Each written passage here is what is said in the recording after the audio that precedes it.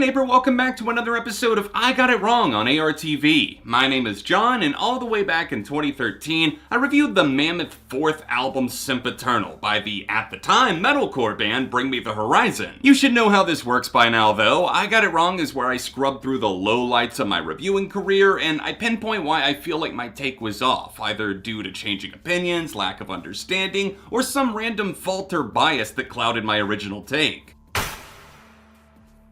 Secretly, maybe just a little bit, I kinda hoped putting Sempiternal in the top 30 of my best albums of the 2010s would give me a permission slip to skip out on making this episode, but it kept eating away at my subconscious to the point where I knew I needed to take the time out to make a full-on redemption review. I mean, this ain't just some nobody from the forgotten fields of yesteryear, this is one of my most played heavy records of all time, guys, something that my younger muted color self would probably never see coming. Time for another review right here on Album Review TV. Today I'm reviewing the fourth studio album by metalcore band Bring Me the Horizon, titled Sempiternal. Like the wolf, I huffed, I puffed, but the house was still standing. It just needed a little extra explaining to hammer home why I feel so strongly about this album actually being iconic.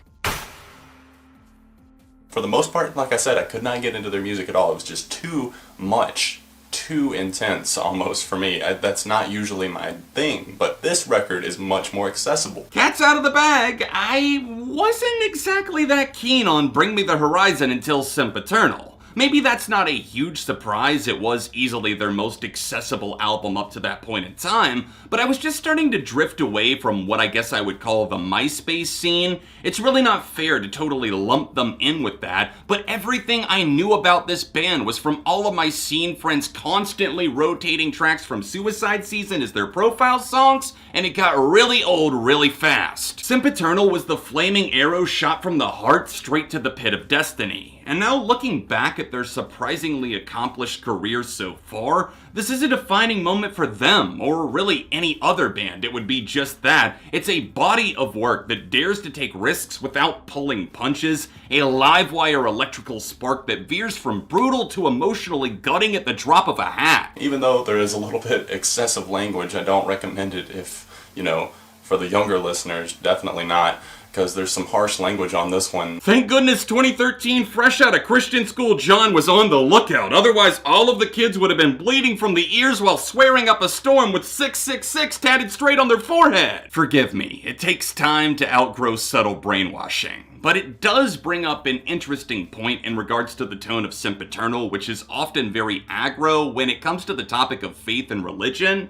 There's lyrics I'll scream back every word of, but still to this day, I don't see eye to eye with them, but I've grown to be even more okay with that as the years fly by. Really though, the sounds of Sempiternal are very dynamic in the way they wage war against complacency. This is the antithesis to settling. They demand more both of themselves, but also the listener, which only became more obvious as time passed us by, with this album becoming even more influential, which is not something a ton of bands can say for their bodies of work. Instead of turning to vapor and breaking up in the mid-2010s like so many of their contemporaries, they went to work with the future in mind by utilizing ferocious riffs courtesy of Lee Malia, versatile vocals from their frontman that proved there was life beyond the voice that he'd often been pigeonholed to, and a ton of stellar programming and synth work by their newly added member Jordan Fish, who would go on to be one of the most influential members of Bring Me the Horizon. Consider this my appreciation post for Jordan. He has a brilliant knack for size and scope, cutting up vocals, layering on buzzing massive synths, pushing sampling into the band for the first time in a major way. It's twisted and beautiful. With Jordan playing such a big role in their rapid evolution, and producer Terry Date, who is mainly known for his stunning work with Deftones attaching himself to the record, it shouldn't be hard to see why this hits like a colossal meteor destined for impact with your heart wires.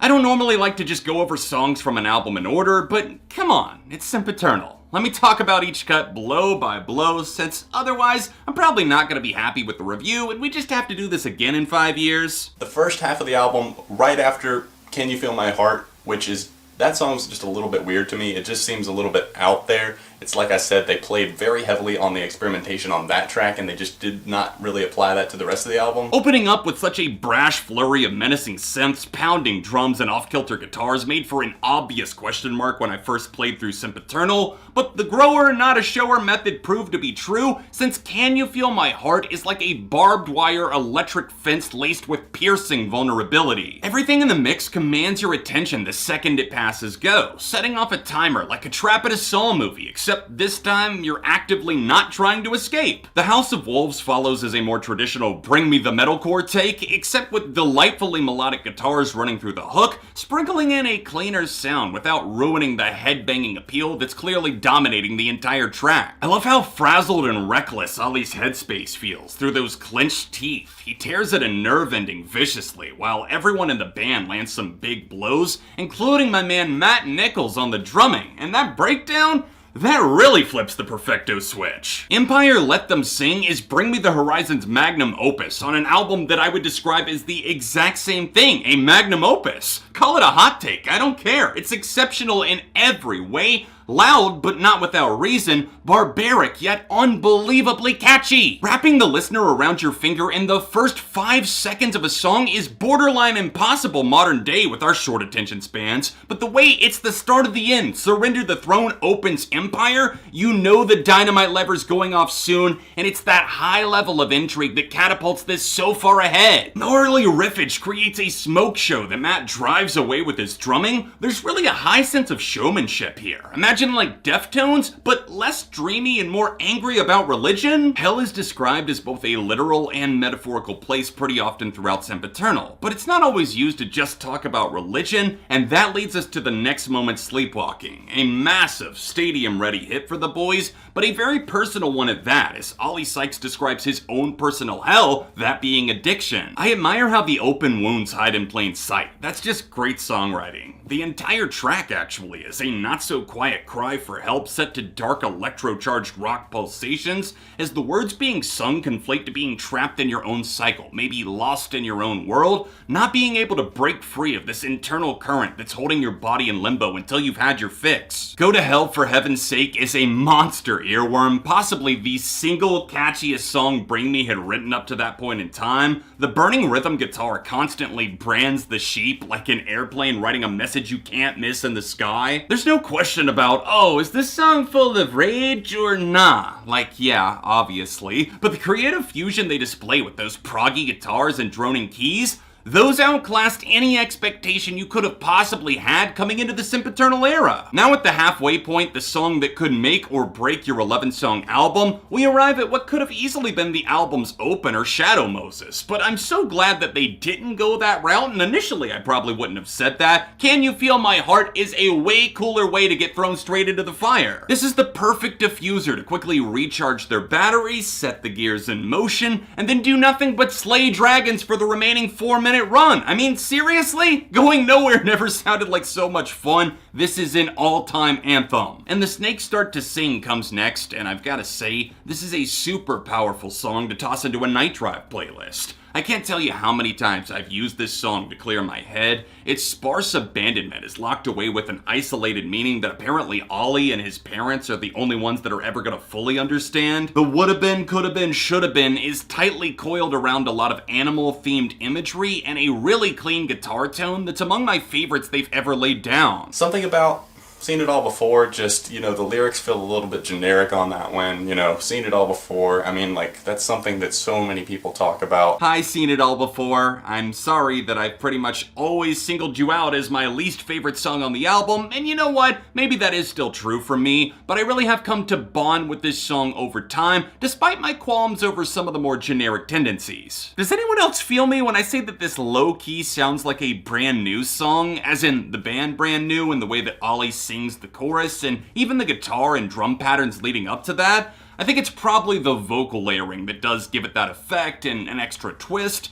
but that's actually turned into a net positive for me that helped me identify with the song even further, especially with that final minute or so when everything gets extra chaotic. Not a ton to say about Antivist. They released it before the album even though it wasn't an official single, and it's been a Scream Aim Fire fan favorite since day one. I love it still. It is pretty basic, but it's definitely not flavorless. It's the kind of get the heart pumping juice that you never knew you needed. Crooked Young prominently spawns a string section, opening Pandora's box for the next record, That's the Spirit, that really went for it with the orchestral stuff. But in regards to this underrated banger, they really amplify the youthful, anti-spiritual anger to new levels of sarcasm and irony. Just when you thought the momentum shifts couldn't catch you off guard anymore, Hospital for Souls bears all and makes the emotion swell to this place Ollie once thought that he would never come back from. That place, of course, is Addiction, and the slow-brooding instrumental shows a lot of patience, maturity, and restraint to let the words find their own way through the dark back into some semblance of a light,